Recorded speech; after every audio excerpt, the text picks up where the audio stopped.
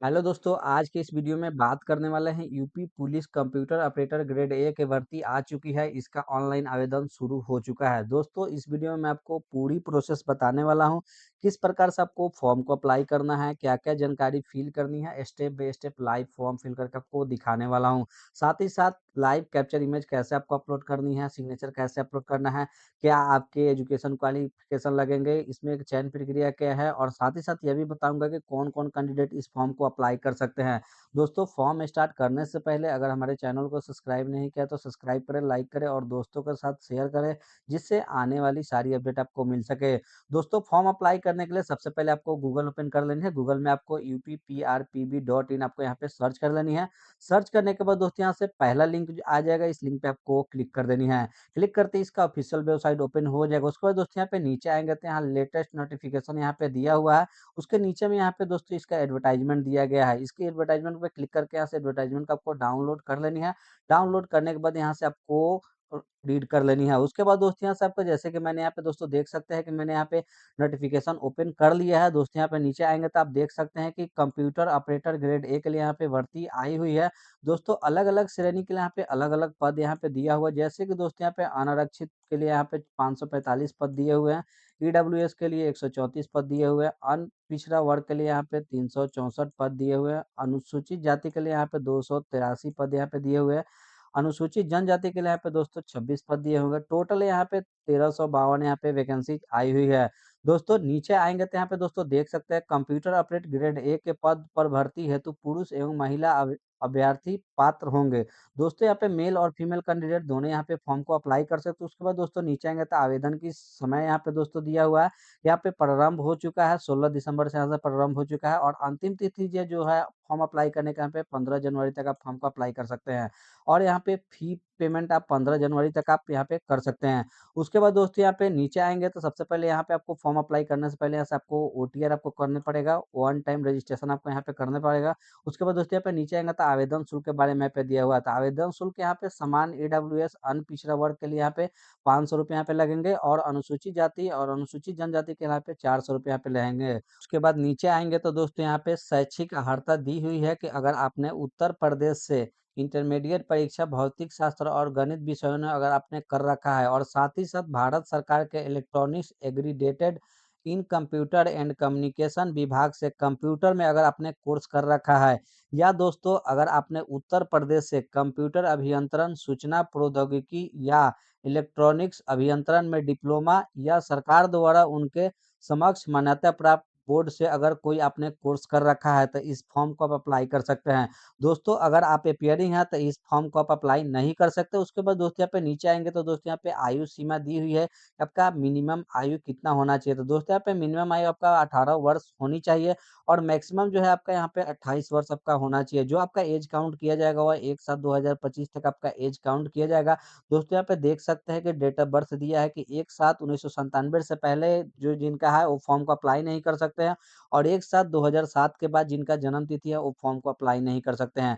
उसके बाद दोस्तों नीचे आएँगे तो दोस्तों यहाँ पे दिया गया है कि अगर आपने एक से ज़्यादा अगर आपने शादी कर रखा है और आपके दोनों पत्नी या दोनों पति अगर आपके जीवित है तो इस फॉर्म के लिए आप एलिजिबल नहीं हैं।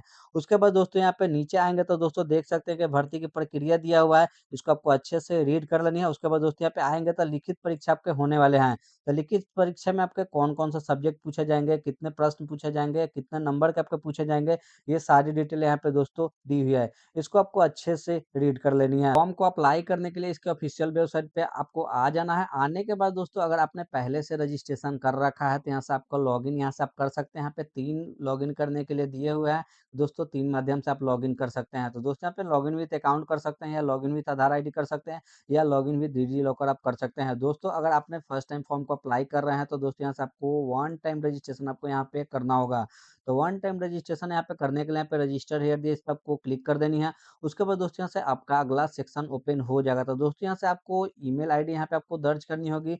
जो आपके वैलिड ईमेल आईडी है वहीं पे आपको यहाँ पे दर्ज करें। उसके बाद यहाँ से जनरेट ईमेल ओटीपी करनी है। आपके ईमेल पे 6 डिजिट का ओटीपी जाएँगे, उस ओटीपी को इसमें आपको फिल कर लेनी है। उसके बाद दोस्तों यहाँ से मोबाइल नंबर आपको इसमें एंटर कर लेनी है। एंटर करने के बाद यहाँ से जनरेट मोबाइल ओटीपी आपको करनी होगी। उसके बाद आपके मोबाइल पे ओटीपी जाएँगे, उस ओटीपी को इसमें आपको फिल कर लेनी है। फिल करने के बाद दोस्तों यहाँ से वेरीफाई एंड प्रोसीड दिए इस पे आपको क्लिक कर देनी है। प्रोसीड पे क्लिक करते ही आपका यहाँ पे ओटीपी सक्सेसफुली वेरीफाई हो जाएगा। तो दोस्तों यहाँ पे आएँगे नीचे में तो आता है वेरिफिकेशन के नीचे यहाँ पे चेक बॉक्स पे आपको टिक कर लेनी है। टिक करने के बाद दोस्तों यहाँ पे नीचे आएँगे तो यहाँ पे 3 स्टेप दिया हुआ है वेरिफिकेशन करने के लिए। पहला स्टेप है तो वेरिफिकेशन थ्रू आधार दिया हुआ है, दूसरा है वेरिफिकेशन थ्रू डिजिलॉकर या आपके पास आधार कार्ड और डिजिलॉकर नहीं है तो तीसरा ऑप्शन भी आप यहाँ से सिलेक्ट कर सकते हैं। तो सिलेक्ट करने के लिए यहाँ पे I am not currently registered with Aadhaar और डिजिलॉकर या इस पे आपको क्लिक कर देनी है।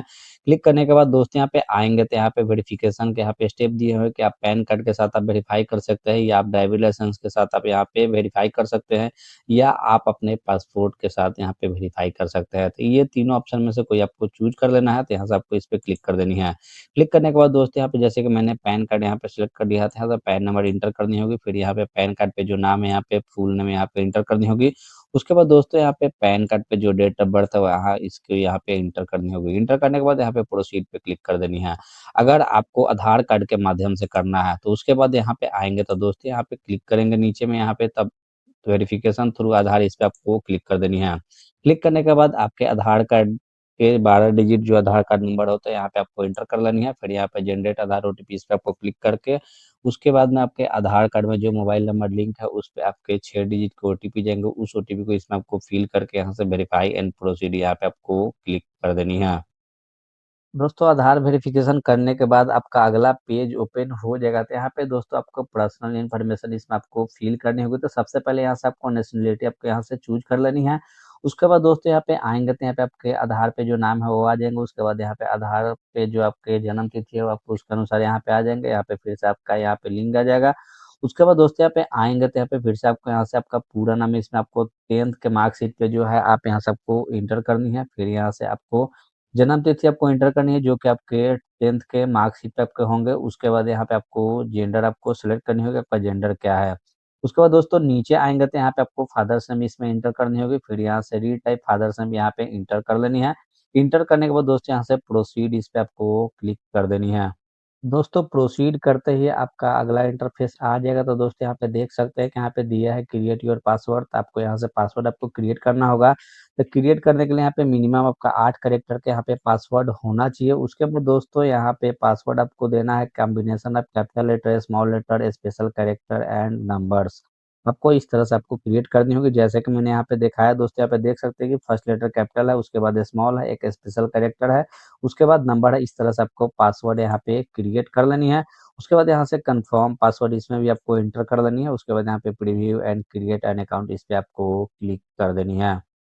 करते ही ऐसा पॉपअप आपके पास आ जाएगा, तो दोस्तों से आप चेक कर सकते हैं आपका जो डेटा फिल किया था आपका सही-सही है कि नहीं। अगर गलत है तो यहाँ से आपको एडिट पे इस पे क्लिक करके यहाँ से आपको एडिट कर लेनी है। अगर सब चीज़ सही है तो यहाँ से आपको चेक बॉक्स में यहाँ पे आपको टिक करनी है। टिक करने के बाद दोस्तों यहाँ पे क्रिएट एन अकाउंट इस पे आपको क्लिक कर देनी है। क्लिक करने के बाद यहाँ पे प्रोसीड पे आपको क्लिक करनी है। दोस्तों उसके बाद आपका रजिस्ट्रेशन यहाँ पे कंप्लीट हो चुका है। उसके बाद यहाँ से ओके आपको क्लिक कर देनी है। ओके करने के बाद यहाँ पे लॉगिन विथ अकाउंट आप कर सकते हैं, लॉगिन विथ आधार आईडी यहाँ से कर सकते हैं या लॉगिन विथ डिजी लॉकर आप यहाँ से कर सकते हैं। तो यहाँ से लॉगिन विथ आधार इस पे आपको क्लिक कर देनी है। क्लिक करने के बाद दोस्तों इसमें जो आपने मोबाइल नंबर इंटर किया था, ये ईमेल एड्रेस आपने इंटर किया था जो रजिस्ट्रेशन का, मैं इसमें आपको फिल करनी है। फिल करने के बाद दोस्तों यहाँ से पासवर्ड आपको यहाँ पे फिल करनी होगी। उसके बाद यहाँ पे लॉगिन पे इस पे आपको क्लिक कर देनी है। लॉगिन पे क्लिक करते ही आपका अगला इंटरफ़ेस आ जाएगा। तो दोस्तों यहाँ पे टू फैक्टर ऑथेंटिकेशन के यहाँ पे ऑप्शन आएगा, तो यहाँ पे आप टू फैक्टर ऑथेंटिकेशन करना होगा। तो करने के लिए यहाँ पे ईमेल के थ्रू आप कर सकते हैं या आप अपने सेंड ओटीपी टू फ़ोन आप इस पे आपको क्लिक करके यहाँ से आप कर सकते हैं। आपके फ़ोन पे दोस्तों यहाँ पे 6 डिजिट के ओटीपी जाएँगे, उस ओटीपी को इसमें आपको फ़िल कर लेनी है। फ़िल करने के बाद दोस्तों यहाँ पे आएँगे तो लॉगिन सेक्शन आ जाएगा, यहाँ पे इसे आपको क्लिक कर देनी है। तो लॉगिन करते ही यहाँ पे अगला सेक्शन ओपन हो जाएगा, तो दोस्तों यहाँ पे कुछ जनरल इंस्ट्रक्शन दिए गए, इस इंस्ट्रक्शन को आपको अच्छे से रीड कर लेनी है। उसके बाद नीचे आएँगे तो यहाँ से एप्लीकेशन दिया हुआ है, ऑनलाइन एप्लीकेशन इस पे आपको क्लिक कर देनी है। क्लिक करने के बाद दोस्तों यहाँ पे नीचे आएँगे तो यहाँ से कंप्यूटर ऑपरेटर ग्रेड ए के लिए यहाँ पे ऑनलाइन आवेदन शुरू हो गया है। दोस्तों यहाँ पे ऑनलाइन आवेदन शुरू जो है 16 दिसंबर 2025 से यहाँ पे ऑनलाइन आवेदन शुरू हो चुका है और इसका अप्लाई का लास्ट डेट 15 जनवरी 2026 तक आप फॉर्म को अप्लाई कर सकते हैं। अप्लाई करने के लिए दोस्तों यहाँ पे चेक बॉक्स दिया, इस पे आपको टिक कर लेनी है। टिक करने के बाद यहाँ पे अप्लाई का सेक्शन दिया, इस पे आपको क्लिक कर देनी है। तो आप लाइव पे क्लिक करते हैं, यहाँ पे अगला सेक्शन ओपन हो जाएगा, तो ऊपर में आप देख सकते हैं कि जो रजिस्ट्रेशन समय आपने डिटेल फिल किया, तो सारी डिटेल आपके आ जाएँगे। उसके बाद दोस्तों यहाँ से आपको मदर्स नेम इसमें आपको इंटर कर लेनी है। इंटर करने के बाद दोस्तों नीचे आएँगे तो यहाँ से आपको मैरिटल स्टेटस आपको बताना होगा कि आप अनमैरिड है, मैरिड है, डिवोर्स है या विडो, यहाँ से आपको सिलेक्ट कर लेनी है। सिलेक्ट करने के बाद यहाँ से आपको डोमिसाइल डिटेल यहाँ से आपको सिलेक्ट करनी है। तो इस पे पूछा जा रहा है कि आप उत्तर प्रदेश के मूल निवासी हैं, तो यहाँ से आपको यस करनी है। यस करने के बाद यहाँ से आपको मूल निवास प्रमाण पत्र किस जिला से आपका इश्यू हुआ है, यहाँ से आपको क्लिक करके यहाँ से आपको सिलेक्ट कर लेनी है कि किस जिला से आपका इश्यू हुआ है, यहाँ से आपको सिलेक्ट कर लेनी है। सिलेक्ट करने के बाद दोस्तों यहाँ से आपको बताना है कि किस अथॉरिटी से यहाँ से आपका इश्यू हुआ है, यहाँ से आपको बताना होगा। जैसे कि यहाँ पे एडीएम दिया है, सिटी मजिस्ट्रेट दिया है, डीएम दिया है, एसडीएम दिया है, तहसीलदार दिया है, जिससे आपका इश्यू हुआ है, यहाँ से आपको सिलेक्ट कर लेनी है। सिलेक्ट करने के बाद यहाँ से आपको डेट बताना होगा कि कब आपका सर्टिफिकेट इश्यू हुआ था, डोमिसाइल सर्टिफिकेट, यहाँ से आपको डेट सिलेक्ट करेंगे। सिलेक्ट करने के बाद दोस्तों नीचे आएँगे तो यहाँ से आपको डोमिसाइल सर्टिफिकेट एप्लीकेशन नंबर यहाँ से आप दे सकते हैं या इसको आप छोड़ सकते हैं। उसके बाद यहाँ से आपको डोमिसाइल सर्टिफिकेट सीरियल नंबर इसमें आपको इंटर करनी होगी। इंटर करने के बाद दोस्तों नीचे आएँगे तो यहाँ से आपको कैटेगरी डिटेल्स ऐसे यहाँ पे आपको सिलेक्ट करनी है। तो इस पे आपको क्लिक करके यहाँ से जिस कैटेगरी से आप बिलॉन्ग करते हैं उस कैटेगरी को यहाँ से आपको सिलेक्ट कर लेनी है। सिलेक्ट करने के बाद दोस्तों नीचे आएँगे तो यहाँ से आपको कैटेगरी सर्टिफिकेट इश्यूइंग डिस्ट्रिक्ट यहाँ से आपको सिलेक्ट करनी है कि आपका किस डिस्ट्रिक्ट से कैटेगरी सर्टिफिकेट इश्यू हुआ है, यहाँ से आपको सिलेक्ट कर लेनी है। उसके बाद दोस्तों यहाँ से आपको अथॉरिटी सिलेक्ट करनी है कि किस अथॉरिटी से आपका कैटेगरी सर्टिफिकेट इशू हुआ, तो यहाँ से आपको सिलेक्ट कर लेनी है। सिलेक्ट करने के बाद यहाँ से आपको डेट आपको इसमें से सिलेक्ट करनी है कि आपका जो सर्टिफिकेट इशू हुआ है किस डेट में आपका हुआ है, यहाँ से आपको सिलेक्ट कर लेनी है। सिलेक्ट करने के बाद दोस्तों नीचे आएंगे तो यहाँ से आप कैटेगरी सर्टिफिकेट एप्लीकेशन नंबर यहाँ पे आप फिल कर सकते हैं या आप इसको छोड़ भी सकते हैं। उसके बाद यहाँ से आपको कैटेगरी सर्टिफिकेट सीरियल नंबर इसमें आपको इंटर करनी होगी। उसके बाद दोस्तों नीचे आएंगे तो यहाँ से आपको एड्रेस डिटेल यहाँ पे आपको फिल करनी है। तो एजेड डिजिटल फिल करने के लिए सबसे पहले यहाँ से आपको स्टेट यहाँ से आपको सिलेक्ट करनी है। स्टेट सिलेक्ट करने के बाद यहाँ से आपको डिस्ट्रिक्ट सिलेक्ट करनी है कि आप किस डिस्ट्रिक्ट से हैं, जिस डिस्ट्रिक्ट से हैं यहाँ से आपको सिलेक्ट कर लेनी है। सिलेक्ट करने के बाद यहाँ से आपको पूरा एड्रेस यहाँ पे आपको फिल करनी होगी। उसके बाद दोस्तों यहाँ से आपको पुलिस स्टेशन यहाँ पे आपको फिल करनी है। उसके बाद दोस्तों आपका एरिया का पिन कोड यहाँ से आपको फिल कर लेनी है। उसके बाद फिल करने के बाद दोस्तों अगर आपका कॉरेस्पॉन्डेंस एड्रेस और परमानेंट एड्रेस सेम है तो यहाँ से चेक बॉक्स पे टिक करेंगे। टिक करते यहाँ पे जो डिटेल यहाँ पे आप फिल किया है ये डिटेल इसमें आपको ऑटोमेटिक फिल हो जाएगा। उसके बाद दोस्तों यहाँ पे नीचे आएँगे तो यहाँ से होम डिस्ट्रिक्ट और स्टेट आपको यहाँ से बताना होगा।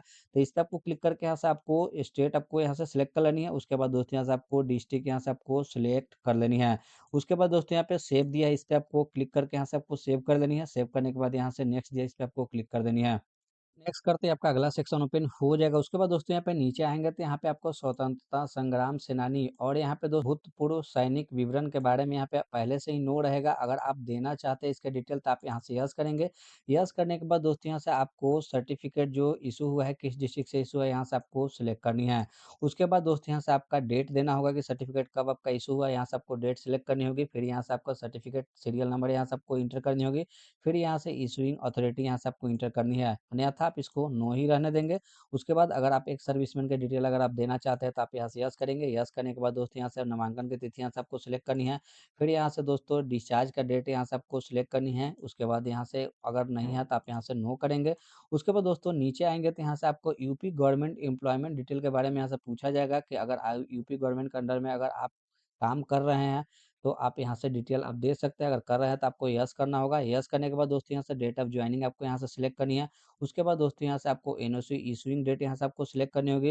यहाँ से ऑटोमेटिक ड्यूरेशन ऑफ सर्विस आ जाएगा। उसके बाद दोस्तों आपका एनओसी सीरियल नंबर यहाँ से आपको देना होगा। अगर आप यूपी गवर्नमेंट के एम्प्लॉय अगर नहीं है तो आप यहाँ से नो करेंगे। नो करने के बाद दोस्तों यहाँ पे सेव दिया, इस पे आपको क्लिक कर देनी है। क्लिक करने के बाद दोस्तों यहाँ से नेक्स्ट दिया, इस पे आपको क्लिक कर देनी है। नेक्स्ट करते ही आपका अगला सेक्शन ओपन हो जाएगा। तो दोस्तों यहाँ पे नीचे में आएँगे तो आपको यहाँ पे एजुकेशन डिटेल यहाँ पे आपको देना होगा। तो दोस्तों यहाँ पे नीचे आएँगे तो यहाँ से आपको सबसे पहले यहाँ से आपको मैट्रिकुलेशन के यहाँ पे डिटेल देनी होगी। तो मैट्रिकुलेशन का डिटेल देने के लिए यहाँ पे सबसे पहले यहाँ पे बोर्ड का नाम यहाँ से आपको सिलेक्ट कर लेनी है। सिलेक्ट करने के बाद दोस्तों यहाँ से आपको डेट आपको सिलेक्ट करनी है, मंथ सिलेक्ट करनी है कि कब आपने मैट्रिकुलेशन पास किया था। आपके मार्कशीट या सर्टिफिकेट पे लिखा रहता है, यहाँ से आपको फिल करनी है। फिल करने के बाद यहाँ से आपको रोल नंबर इसमें आपको फिल करनी है। उसके बाद दोस्तों यहाँ से आपको सर्टिफिकेट सीरियल नंबर जो है यहाँ से आपको फिल करेंगे। फिल करने के बाद दोस्तों यहाँ से अपडेट आप कर लेंगे या सेव कर लेंगे। तो सेव करते हैं यहाँ पे मैट्रिकुलेशन का डिटेल आपका सेव हो जाएगा। उसके बाद दोस्तों अगर आप इंटरमीडिएट के साथ-साथ यहाँ पे फिजिक्स और मैथमेटिक्स से आप अगर आपने इंटरमीडिएट किया है, ये उसके बाद दोस्तों यहाँ पे आप डीओईए, सीसी का अगर आपके पास कोर्स है तो आप यहाँ से आपको फिल करनी होगी, या आप डिप्लोमा इन कंप्यूटर इंजीनियरिंग या इंफॉर्मेशन टेक्नोलॉजी या इलेक्ट्रॉनिक्स इंजीनियरिंग से अगर आपने डिप्लोमा कर रखा है तो आपको यहाँ से डिटेल आपको देनी होगी। अगर आपने दोस्तों इंटरमीडिएट के साथ-साथ अगर ये डीओईए, सीसी का कोर्स अगर आपने किया है, तो यहाँ से आपको intermediate with physics and mathematics यहाँ से आपको सिलेक्ट करनी है। अगर आप डिप्लोमा इन कंप्यूटर किया है तो आपको डिप्लोमा इन कंप्यूटर इंजीनियरिंग इस पे आपको क्लिक कर देनी है। क्लिक करते ही यहाँ पे आपको सब्जेक्ट यहाँ से आपको चूज़ करनी है कि आपका कौन-सा सब्जेक्ट, जैसे कंप्यूटर इंजीनियरिंग, इलेक्ट्रॉनिक्स इंजीनियरिंग या इंफॉर्मेशन टेक्नोलॉजी यहाँ से आपको सिलेक्ट कर लेनी है।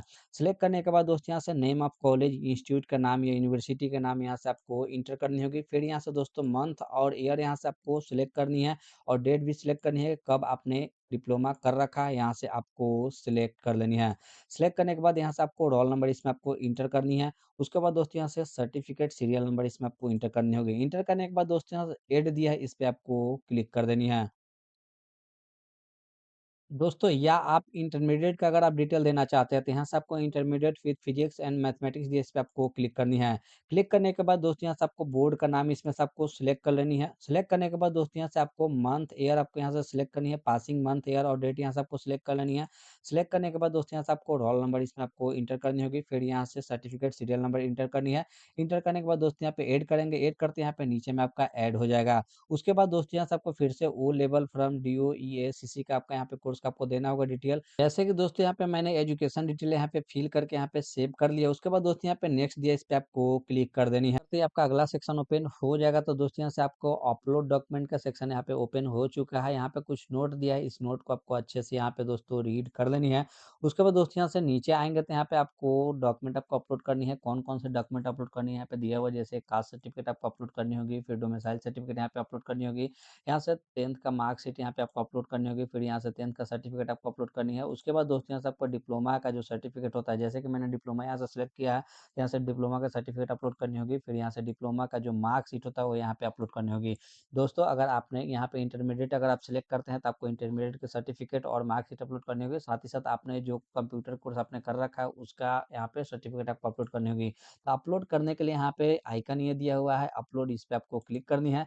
क्लिक करने के बाद दोस्तों यहाँ पे देख सकते हैं कि यहाँ पे जो साइज़ दिया है आपका 1 एमबी से कम आपका होना चाहिए, और साइज़ फॉर्मेट जो है यहाँ पे पीडीएफ फॉर्मेट में यहाँ पे डॉक्यूमेंट के यहाँ पे अपलोड करनी है। तो अपलोड करने के लिए यहाँ पे ब्राउज़ दिया, इस पे आपको क्लिक करनी है। क्लिक करके फाइल को सिलेक्ट करके यहाँ से आपको सेव कर देनी है। उसके बाद नीचे आएँगे तो यहाँ पे दूसरा यहाँ से आपको अपलोड करनी होगी डोमिसाइल सर्टिफिकेट, तो यहाँ पे इस पे क्लिक करनी है। क्लिक करने के बाद 1 एमबी तक आपका पीडीएफ रहेगा, उसको ब्राउज़ पे क्लिक करके सिलेक्ट करके आपको यहाँ से सेव कर लेनी है। उसी तरह से यहाँ से सारे डॉक्यूमेंट आपको यहाँ पे अपलोड कर लेनी है। उसके बाद दोस्तों यहाँ पे दिया है व्यू, इस पे क्लिक करके आप डॉक्यूमेंट आप चेक कर सकते हैं कि जो आपने डॉक्यूमेंट अपलोड किया है वो सही सिलेक्ट करके किया है कि नहीं। अगर आप गलत कर दिए हैं तो यहाँ से आपको डिलीट कर देनी है। डिलीट करके फिर से यहाँ से आपको डॉक्यूमेंट अपलोड कर लेनी है। डॉक्यूमेंट अपलोड करने के बाद दोस्तों यहाँ पे नीचे आएँगे तो यहाँ से आपको लाइव कैप्चर इमेज यहाँ पे अपलोड करनी होगी। तो यहाँ पे दोस्तों दिया है, कुछ स्पेसिफिकेशन दिया है फ़ोटो को अपलोड करने के लिए। तो दोस्तों यहाँ पे देख सकते हैं कि फ़ोटो में अभ्यर्थी का बिना टोपी और गहने चश्मे में स्पष्ट फ्रंट व्यू होना चाहिए। तो यहाँ पे दोस्तों सैंपल दिया है, यहाँ पे इस पे क्लिक कर देनी है। क्लिक करके दोस्तों यहाँ पे देख सकते हैं कुछ सैंपल दिया है, किस तरह से आपको फ़ोटो को यहाँ पे कैप्चर करना है।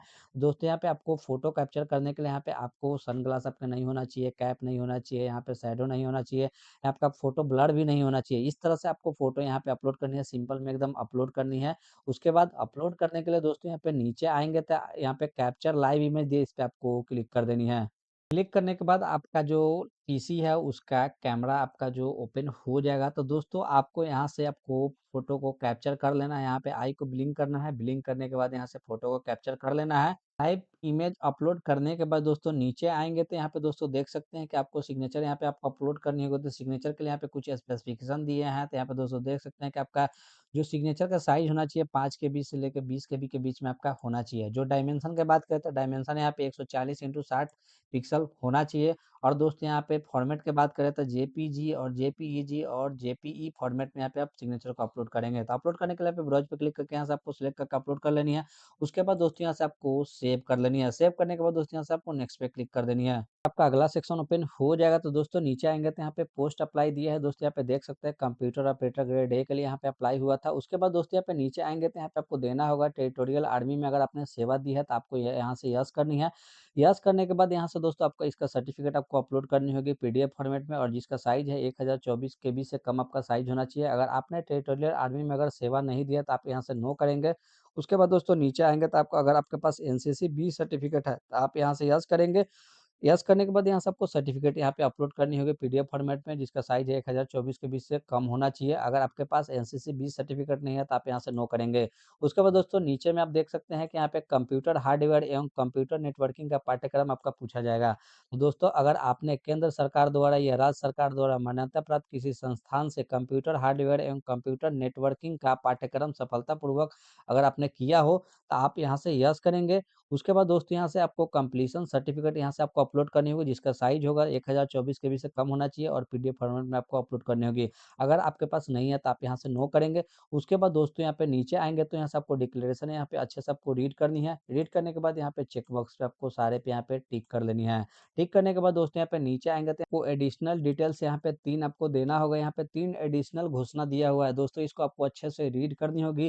पहला घोषणा ये है कि मैं घोषणा करता या करती हूँ कि मैं अविवाहित विधुर विधवा हूँ या मेरे केवल एक ही जीवन साथी है और मैं यह भी घोषणा करता या करती हूँ कि मैंने किसी ऐसे स्त्री या पुरुष से विवाह नहीं किया है जिससे पहले से ही जीवन साथी जीवित है। तो यहाँ पे आपको यस कर देनी है।